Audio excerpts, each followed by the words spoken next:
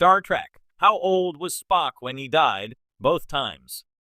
Here's how old Spock, Leonard Nimoy, was when he died, which happened twice and in two different Star Trek realities and timelines. The quintessential Star Trek character, Mr. Spock, was portrayed by the late Leonard Nimoy from 1966 to 2013.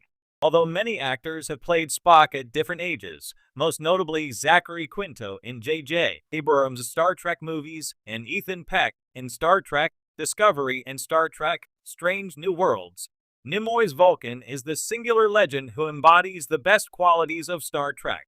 The half-Vulcan/half-human Spock was born on January 6, 2230. After graduating from Starfleet Academy, Ensign Spock was assigned to the USS Enterprise under the command of Captain Christopher Pike, Anson Mount, in 2250.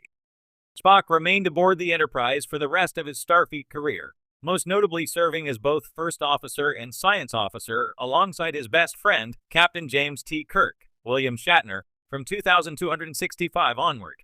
Spock left Starfleet for a time to pursue the Vulcan culinary discipline, but he rejoined the Enterprise in Star Trek: The Motion Picture. Afterward, Spock was promoted to captain and commanded the Enterprise when it was turned into a Starfleet Academy training vessel. Spock ceded the captain's chair to Admiral Kirk when their old adversary, Khan Noonien Singh, Ricardo Montalban, stole the planet-terraforming Genesis device. Spock's first death in Star Trek II: The Wrath of Khan. The events of Star Trek II: The Wrath of Khan took place in 2285.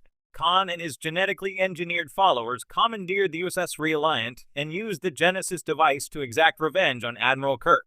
When both starships were damaged following a pitched battle in a nebula, a suicidal Khan detonated the Genesis device to kill Kirk.